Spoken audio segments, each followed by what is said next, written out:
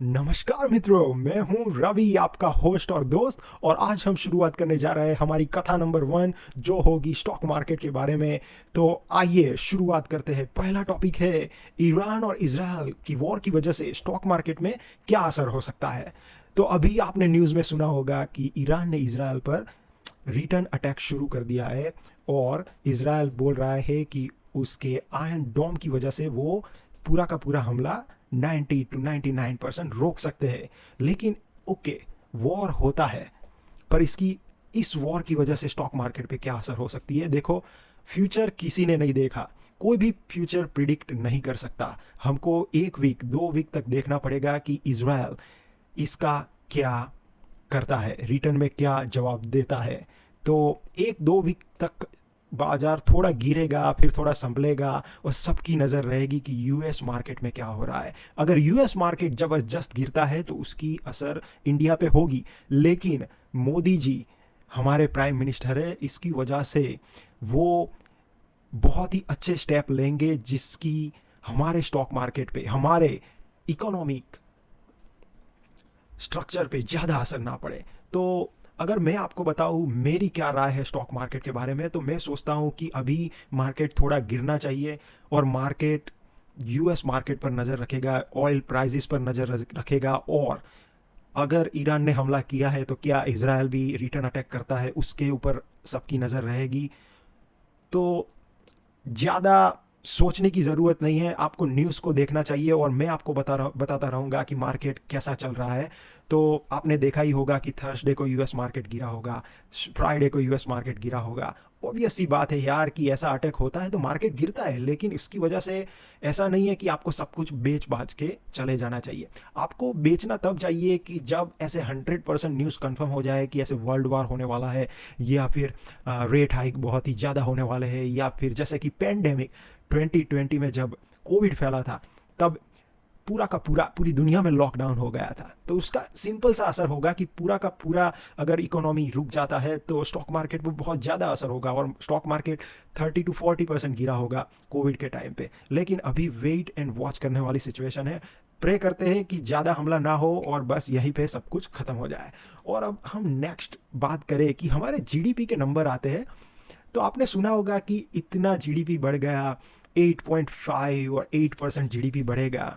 अरे यार, बढ़ेगा, ये इंडिया है, 1.4 बिलियन पॉपुलेशन है। कुछ लोग इस पे सवाल उठाते हैं कि यार ये तो गलत आंकड़ा दे दिया है सरकार ने। वाह भाई वाह, अपनी सरकार पे, अपने इकोनॉमिस्ट पे विश्वास नहीं करते, और बाहर के इकोनॉमिस्ट बोले तो मान जाते हो। वाह भाई वाह, ऐसा नहीं होता दोस्तों। स्टॉक मार्केट का इसके ऊपर अच्छा ही असर होगा। जीडीपी के नंबर अच्छे आ रहे हैं, कुछ लोग उस पर सवाल उठाएंगे कि ये आंकड़े सही नहीं है। 8.5% से बढ़ रहा है, 8% से बढ़ रहा है, तो ये बोलेंगे कि ये आंकड़े सही नहीं है। लेकिन हमको जो सरकार आंकड़े बताती है उस पर विश्वास करना चाहिए, क्योंकि मैं मानता हूँ, मुझे नहीं लगता ये आंकड़े गलत है, क्योंकि इतनी मैन्युफैक्चरिंग बढ़ रही है, उसका पूरा का पूरा इफेक्ट पूरी की पूरी जनता पे जाएगा, जीडीपी बढ़ेगा। एक सिंपल सा लॉजिक है, उतना डीप सोचने की ज़रूरत नहीं है। हमको ये सोचना है कि हमने जो स्टॉक लिया है वो सही लिया है, क्या वो 20 30 40% से ग्रोथ कर रहा है। मतलब स्टॉक की प्राइस तो ठीक है, लेकिन उसका quarter to quarterly result, year on year result, जो उसका सेल्स ग्रोथ आता है वो बढ़ रहा है। अगर सेल्स ग्रोथ बढ़ रहा है तो क्या उसका प्रॉफिट भी बढ़ रहा है, क्या उसका पी रेशियो 20 से कम या 30 से कम है, तो आप सही जगह पे काम कर रहे हो, ऐसा आप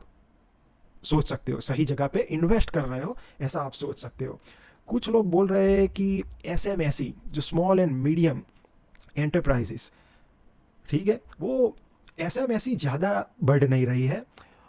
तो देखो, मुझे ऐसा लगता है कि मैं जैसा फील कर रहा हूँ वो आपको बता रहा हूँ कि अभी इंडिया में जिस तरह से सारे के सारे बिजनेस ग्रो कर रहे हैं, ऐसा तुमने पहले कभी नहीं देखा होगा। और कुछ ऐसे ऐसी नहीं, कुछ स्मॉल एंड मीडियम एंटरप्राइजेस जो छोटे बिजनेस है वो अच्छा परफॉर्म नहीं कर रहे हैं, तो उसमें कुछ खराबी होगी यार। आपको एक बात समझने होगी कि देखो कि कोई छोटी सी दुकान है, वो उसमें साबुन तेल या ग्रोसरी का, किराना का जो भी सामान बेचता है, तो क्या उसकी दुकान चलेगी? अरे नहीं चलेगी। आसपास पे कितने मॉल खुल गए हैं, डीमार्ट खुल गया है, बिग बाजार होगा, रिलायंस स्मार्ट होगा, जो भी आपका बड़े मॉल खुले हैं, उसकी वजह से उसकी दुकान ज़्यादा नहीं चलेगी। आपको ये देखना होगा कि आपका बिजनेस कैसा है। अभी ऑनलाइन का ज़माना आ गया है, वो आपको सोचना पड़ेगा कि ऑनलाइन बिजनेस आ गया है, सब कुछ ऑनलाइन ज़्यादा बिकता है। तो अगर आपके पास आप कोई ऐसी चीज़ बेच रहे हो, आपका छोटा सा बिजनेस है, मैन्युफैक्चरिंग का हो या कोई दुकान हो या कोई छोटा सा बिजनेस हो, लेकिन आपको ये सोचना चाहिए कि आपका वो बिजनेस, क्या कोई और भी बिजनेसमैन है जो वही चीज़ कम दाम में ऑनलाइन अच्छी तरह से बेच रहा है, तो आपका बिजनेस नहीं चलेगा। अगर जैसे कि आपको एक एग्जांपल देता हूँ कि आप ये कोविड में मास्क आते हैं ना, मास्क, वो बनाने का बिजनेस करते हो, तो चाइना से कोई इंपोर्टर इंडिया में वही मास्क आप जो मैन्युफैक्चरिंग करके जो दाम में बेच रहे हो, उससे कम दाम में चाइना से इंपोर्ट करके वो बेच रहा है, तो क्या होगा? आपका बिजनेस चलेगा? क्योंकि आप हाई प्राइस पे बेच रहे हो और वो कम प्राइस पे बेच रहा है। तो ऑब्वियसली बात है कि बोलेंगे कि ओ मेरा धंधा चल नहीं रहा है। लेकिन देखो यार, आपको कंपटीशन के बारे में सोचना चाहिए कि क्या आप अच्छी सर्विस दे रहे हो, क्या आपकी प्रोडक्ट बेस्ट है, क्या आप सबसे कम दाम में बेच रहे हो, क्या आपका कस्टमर के साथ रिलेशन अच्छा है, तो आपका बिजनेस चलेगा। इंडिया तरक्की कर रहा है 110%। इसमें इतना ज़्यादा मत सोचो कि ओ रूरल में है ना थोड़ा कंजप्शन कम चल रहा है। अरे रूरल में कम कंजप्शन होगा क्योंकि लोग ज़्यादातर शहरों में जा रहे हैं, समझ में आ रहा है? और कोई वजह होगी कि उसका थोड़ा कंजप्शन कम होगा, लेकिन तुम ईयर ऑन ईयर देखो यार, बढ़ेगा कंजप्शन। कुछ इतना ज़्यादा मत सोचो। आपको ये सोचना है कि आपने जो कंपनी या स्टॉक में इन्वेस्ट किया है, उसका स्टॉक प्राइस कब बढ़ेगा? जब उसका सेल्स ग्रोथ होगा, उसका क्वार्टर ऑन क्वार्टर रिजल्ट अच्छा रिजल्ट आएगा, ईयर ऑन ईयर अच्छा रिजल्ट आएगा। ऐसे सोच के आपको आगे बढ़ना है, वरना आप कितना भी नॉलेज ले लो इकोनॉमी का, कुछ काम में नहीं आने वाला है। तो ये सोच के आपको इन्वेस्ट करना चाहिए। अगर नेक्स्ट टॉपिक में बात करें कि इन्फ्लेशन से डिमांड नहीं आ रही है बिजनेस में, देखो इन्फ्लेशन क्या होता है? इन्फ्लेशन मतलब किसी चीज़ की प्राइस ज़्यादा होना। अभी इंडिया में आप देखोगे 5-6% इन्फ्लेशन चल रहा है। इतना इन्फ्लेशन होना चाहिए, वरना इकोनॉमी का ग्रोथ कम हो जाता है। तो टॉपिक है इन्फ्लेशन से डिमांड नहीं आ रही है बिजनेस में। अगर आपका बिजनेस ही अच्छा नहीं होगा तो कैसे आएगी डिमांड यार? आप सिंपल सा लॉजिक समझो। आपको ऐसा सोचना पड़ेगा, मैंने जो बातें बोली कि आपकी प्रोडक्ट कैसी है, उसका कंपटीशन कैसा है और उसकी डिमांड कैसी है, आपका कस्टमर के साथ रिलेशन कैसा है और उसकी प्राइस कैसी है। अगर ये सब होगा तो आपकी प्रोडक्ट बिकेगी बिकेगी बिकेगी। समझ में आया? तो आपको ये सोच के चलना चाहिए। नेक्स्ट टॉपिक पे बात करेंगे रीबैलेंस। ओके, तो मैं अपने पोर्टफोलियो, जो नीचे वेबसाइट दी गई है, जो अगर आप मेरा पोर्टफोलियो देखना चाहो तो आप देख सकते हो। आपको ऐसे डायरेक्ट इन्वेस्ट नहीं करना है, आपको ऐसे देखना है कि ये पोर्टफोलियो को मैं समझूं। अगर आपको एनालिसिस करना आता है तो मेरे पोर्टफोलियो को देख के आप समझो कि अच्छे स्टॉक कैसे होते हैं, कैसी कंपनियों में मैं इन्वेस्ट करता हूं, कैसे मैं स्टॉक को चुनता हूं, इसका एनालिसिस करना है। अगर आपको समझ में नहीं आता तो आपके फाइनेंशियल एडवाइज़र को पूछे, उनको ये स्टॉक दिखाए और वो बोले कि अच्छे स्टॉक है तो आपको इन्वेस्ट करना चाहिए। तो मैं रीबैलेंस के बारे में सोच रहा हूँ कि कुछ स्टॉक हटा के कुछ नए स्टॉक उसमें डालूँ, जिससे अच्छा ग्रोथ आए मेरे पोर्टफोलियो में। तो मेरे फेवरेट स्टॉक को देखने का मतलब ये लेना है कि आपको सीखना है। यहाँ पे मैं आपको सिखाऊंगा कि अच्छे स्टॉक कैसे चुनते हैं। तो आप सीख के, आप समझो, अपने फाइनेंशियल एडवाइज़र को मिलो और फिर उसमें इन्वेस्ट करना चाहो तो कर सकते हो। लेकिन मेरा ये व्यू है कि आपको इसको ऐसे नहीं लेना है कि मैंने बोला है मेरा फेवरेट स्टॉक देखो और फिर तुमने आंख बंद करके इन्वेस्ट कर दिया। आपको ये समझने के लिए देखना चाहिए। नेक्स्ट टॉपिक है आरबीआई का रेट कट आएगा क्या? वाह भाई, कथा तो बराबर चल रही है। आरबीआई का रेट कट आएगा। देखो आरबीआई का रेट कट तभी आता है जब यूएस रेट कट करेगा। क्योंकि अगर आरबीआई रेट कट कर देता है यूएस से पहले, जैसे कि हमारा इन्फ्लेशन कम हो गया, तो आरबीआई ने रेट कट कर दिया और यूएस में इन्फ्लेशन ज़्यादा है या कुछ भी वजह से उन्होंने रेट कट नहीं किया, तो क्या होगा? सिंपल सी बात है यार कि हमारा रेट कम है और यूएस में रेट ज़्यादा है, तो लोग इन्वेस्ट कहाँ पे करेंगे? यूएस में इन्वेस्ट करेंगे ना। तो इंटरेस्ट रेट कट से हमारा स्टॉक मार्केट तो बढ़ेगा, लेकिन जो मनी फ्लो होता है वो इंडिया से यूएस की तरफ जाएगा, या कोई भी कंट्री हो जहाँ पे रेट ज़्यादा होगा। तो मुझे नहीं लगता अभी रेट कट आरबीआई से आ सकता है। आरबीआई मुझे लगता है तभी रेट कट करेगा जब यूएस रेट कट करेगा। इंडिया में भी इन्फ्लेशन की सिचुएशन और इकोनॉमी की सिचुएशन अच्छी होगी, फिर वो थोड़ा थोड़ा करके रेट कट कर सकते हैं। लेकिन आपको रेट कट के बारे में अभी ज़्यादा सोचना नहीं है। क्यों क्यों ज़्यादा नहीं सोचना है? क्योंकि मुझे ऐसा लगता है कि रेट कट की इतनी ज़्यादा इफ़ेक्ट नहीं आएगी जितनी कोई पेंडेमिक, वॉर ऐसी सिचुएशन की आएगी। तो मैं कहना ये चाहता हूँ कि स्टॉक मार्केट में अभी इतना पैसा इंडिया में आ रहा है, इतना म्यूचुअल फंड स्टॉक्स में लोग पैसा डाल रहे हैं। क्यों डाल रहे हैं? क्योंकि कोविड की वजह से, जब कोविड में लोग 6 महीना, 1 साल, 1.5 साल तक घर पे रहे, तो उन्होंने क्या किया? चाचा ने मामी को बोला, मामी ने उसके बॉयफ्रेंड को बोला, बॉयफ्रेंड ने उसके मम्मी को बोला, मम्मी ने उसके पति को बोला, सब ने एक दूसरे को बोल के बोला कि स्टॉक मार्केट में इन्वेस्ट करो, पैसे बन रहे हैं। तो ऐसा बोल बोल के माउथ मार्केटिंग हुआ स्टॉक मार्केट का। सब ने अकाउंट ओपन किया स्टॉक मार्केट में और पैसा डाला। पैसा ज़्यादा आने की वजह से स्टॉक की प्राइसेस ऊपर गई, और ऊपर जाने की वजह से लोगों ने और पैसे डाले। तो अभी पिछले 3-4 सालों से आपने देखा होगा कि mutual fund, stock market, Sensex, Nifty, सब कुछ ऊपर जा रहा है। क्यों जा रहा है? एक, सब कुछ देश में अच्छा चल रहा है। दूसरी बात ये है कि इकोनॉमी हमारी ग्रो कर रही है, और वही स्टॉक बढ़ते हैं जिसका परफॉर्मेंस अच्छा होता है।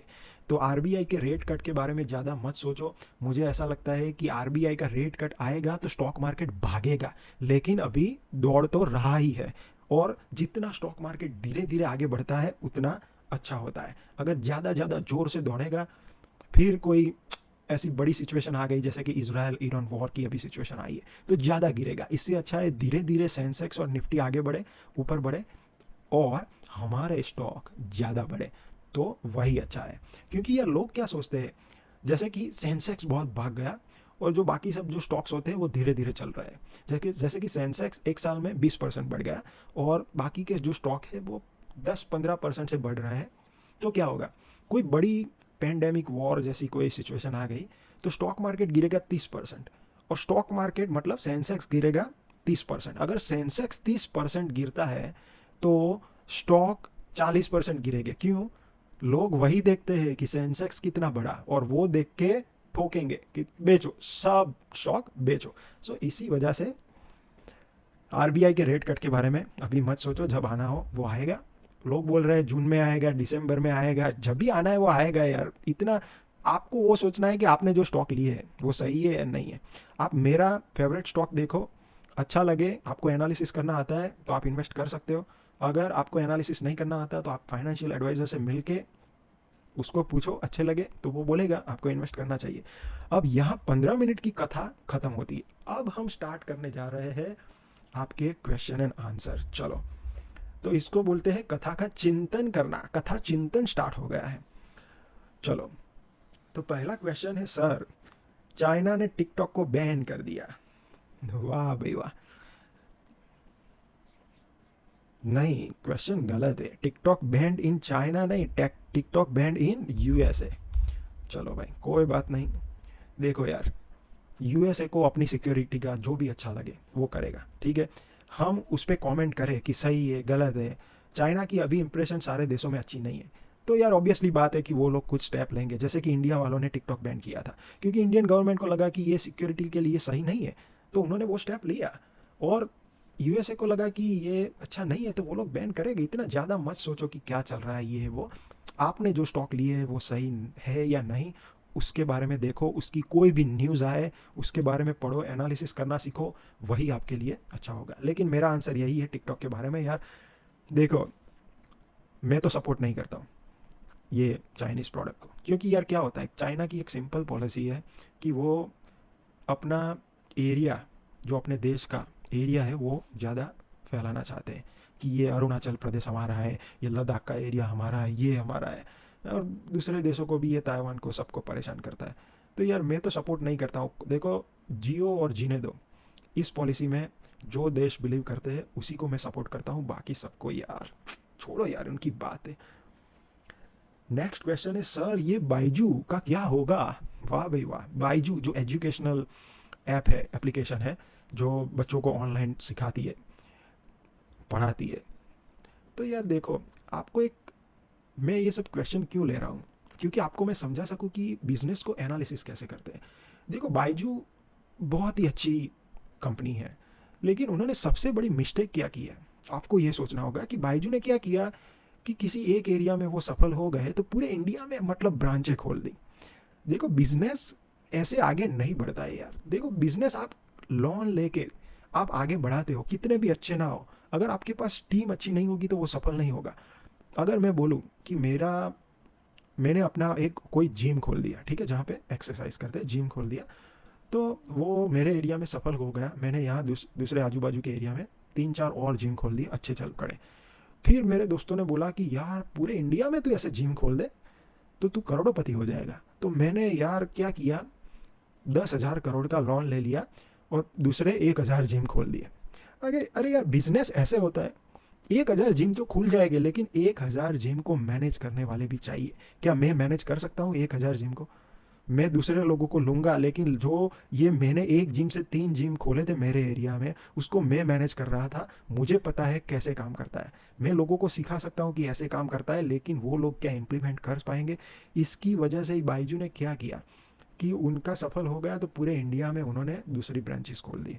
अरे बिजनेस ऐसे नहीं होता, ये डी मार्ट का बिजनेस है। डी मार्ट के जो भी 250-300 जो भी स्टोर हो गए, 350 स्टोर, तो क्या डी मार्ट वाला राधा कृष्ण दामानी जी क्या वो पागल है?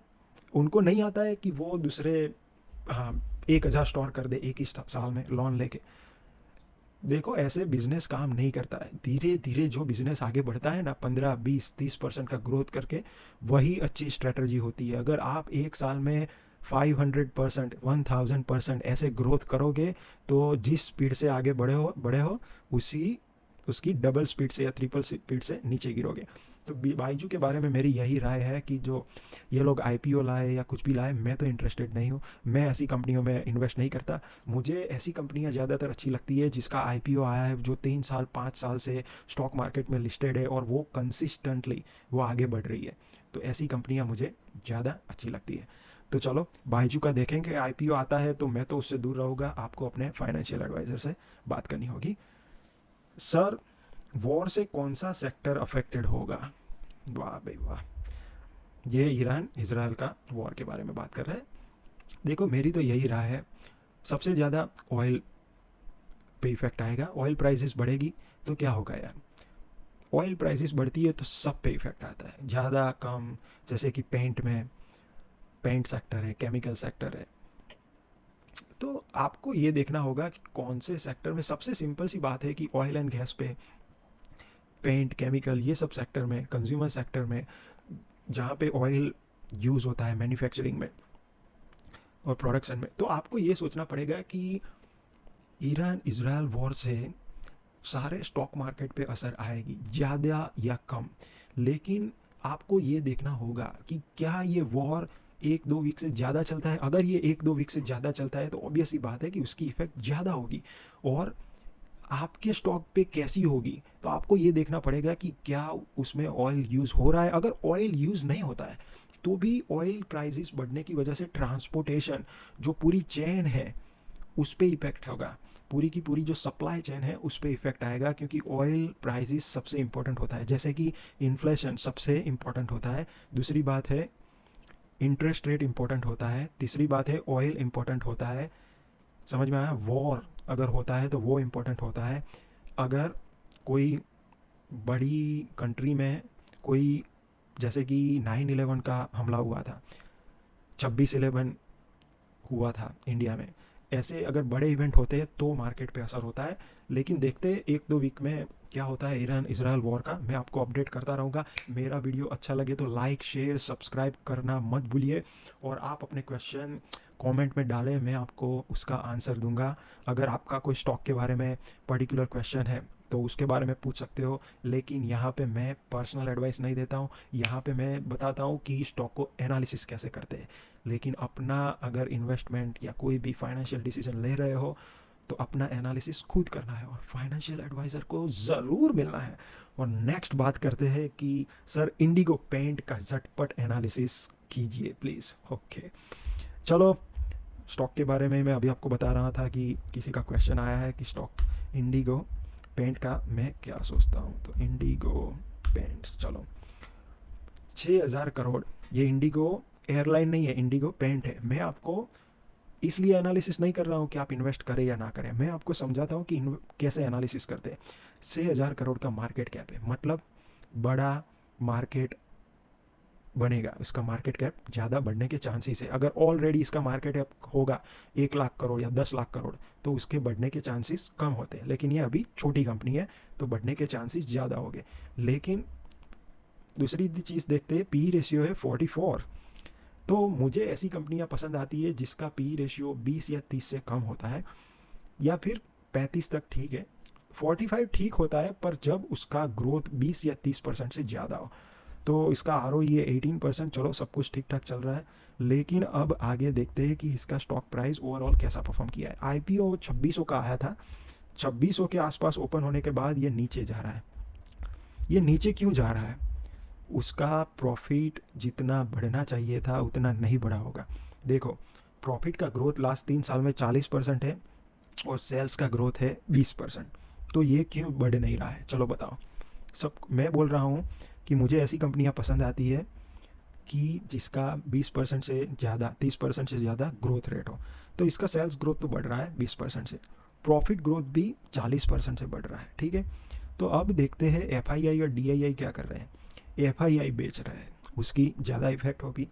डीआईआई भी बेच रहे हैं, और सारा माल किसको चिपकाया है? पब्लिक को। प्रोमोटर भी अपना हिस्सा कम कर रहे हैं। तो देखो, एफआईआई डीआईआई जा रहे हैं तो इसका मतलब कुछ तो होगा। अगर एफआईआई जा रहे हैं, डीआईआई बढ़ रहे हैं तो भी ठीक है। अगर डीआईआई जा रहे हैं, एफआईआई बढ़ रहे हैं, इन्वेस्टमेंट उनका इस कंपनी में बढ़ रहा है तो भी ठीक है। लेकिन प्रोमोटर बेच रहा है, एफआईआई बेच रहा है, डीआईआई सब लोग बेच रहे हैं और पब्लिक ज़्यादा खरीद रही है, मतलब ये स्टॉक में कुछ तो गड़बड़ होगा। तो आपको ये देखना चाहिए कि सब कुछ सही है लेकिन इसका पी रेशियो ज़्यादा है, ठीक है। इसकी वजह से भी ये करेक्ट हो रहा है। अगर मैं पी रेशियो का ग्राफ देखूँ तो पहले 159 का पी रेशियो था 2021 में, 2021 में, जो कम होके 44 पे अभी आया है। तो इसका कम होने की पहली वजह यह है कि इसका पी रेशियो ज़्यादा था। जो पी रेशियो 20 या 30 से ज़्यादा होते हैं उसका ग्रोथ अच्छा नहीं है, तो कम लोग पटक पटक के बेच के उसकी स्टॉक प्राइस नीचे ला देते। तो देखो, मेरी एनालिसिस तो ये है कि मैं ऐसे स्टॉक में इन्वेस्ट करना पसंद नहीं करूँगा, क्योंकि उसका पी रेशियो बहुत ज़्यादा था और अभी कम आ गया है, लेकिन अभी भी थोड़ा ज़्यादा है। लेकिन अगर ये स्टॉक में मैं तब इन्वेस्ट करना पसंद करूँगा जब इसकी स्टॉक प्राइस, इसका पी रेशियो नहीं, सॉरी, इसका सेल्स ग्रोथ और प्रॉफिट ग्रोथ दोनों 30-40% से कंसिस्टेंटली बढ़े, तभी मैं इसमें इन्वेस्ट करना पसंद करूँगा। ये आपको सिर्फ एग्जाम्पल की तरह लेना है। तो स्टॉक का एनालिसिस ऐसे करते हैं। अभी टाइम हो जाएगा, 30 मिनट होने वाले हैं। चलो एक दो क्वेश्चन और ले लेते हैं। सर, टीसीएस का क्वार्टरली रिजल्ट कैसा लगा? चलो भाई, अभी न्यूज़ में बहुत आ रहा है टीसीएस का क्वार्टरली रिजल्ट। पी रेशियो है 31, चलो ठीक ठाक है, बहुत नहीं है। आरओई 51% है, चलो ठीक ठाक है। मार्केट कैपिटलाइजेशन 14 लाख करोड़, मतलब अगर आपके पास 1 लाख रुपये है, मेरे पास 1 लाख रुपये है, तो मैं इसमें इन्वेस्ट नहीं करना चाहूँगा, क्योंकि मुझे ऐसा स्टॉक ढूंढना है जो मुझे ज़्यादा रिटर्न दे।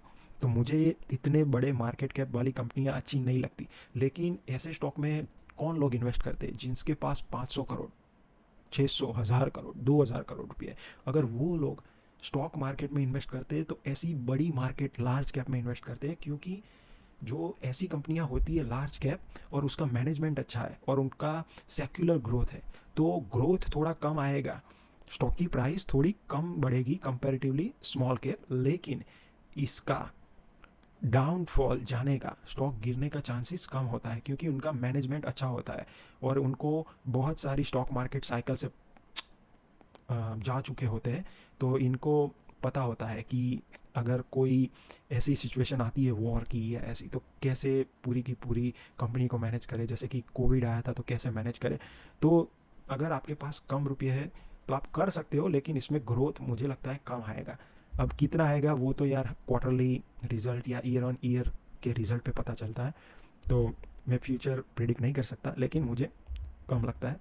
चलो, अब आप देखो कि 5 साल में ये स्टॉक प्राइस 2000 से अभी 4000 तक आया है, तो 5 साल में इसने कितना रिटर्न दिया? डबल हुआ, ठीक है। तो इसको अच्छा रिटर्न मैं नहीं मानता हूँ, लेकिन इसके क्वार्टरली रिजल्ट के बारे में हम बात करने वाले थे। तो चलो, क्वार्टरली रिजल्ट मार्च का 12,502 करोड़ का प्रॉफिट हुआ। अगले साल हुआ था मार्च 2023 में 11,436। ओके, तो लोग बोल रहे हैं कि 9% का ग्रोथ आया, ये आया, लेकिन ये ठीक है, अच्छा ग्रोथ है। लेकिन यार जैसे कि बोला ना मैंने, चलो देखो, सेल्स ग्रोथ इसका 3 साल का देखो 14% है। प्रॉफिट का, अगर प्रॉफिट का ग्रोथ देखो 12% है, मतलब ठीक ठाक चल रही है कंपनी। तो आपको मैं ये समझाना चाहता हूँ कि ये सब कंपनियाँ ज़्यादा रिटर्न नहीं देती। अगर आपके पास 500,000 करोड़ है, अगर उसके ऊपर आपका 10% 12% स्टॉक का प्राइस बढ़ता है तो आप खुश होगे, क्योंकि यार आपको ये सोचना है कि 500 करोड़ का 20% 30% कम हो जाएगा तो बहुत ही नुकसान होगा। लेकिन ज़्यादा बढ़े नहीं, पर धीरे धीरे बढ़े तो आप सोच सकते हो कि लॉन्ग टर्म में आपके पास 500 करोड़ है तो उसका 10-12% रिटर्न आते जाता है, तो कितना अच्छा रिटर्न है।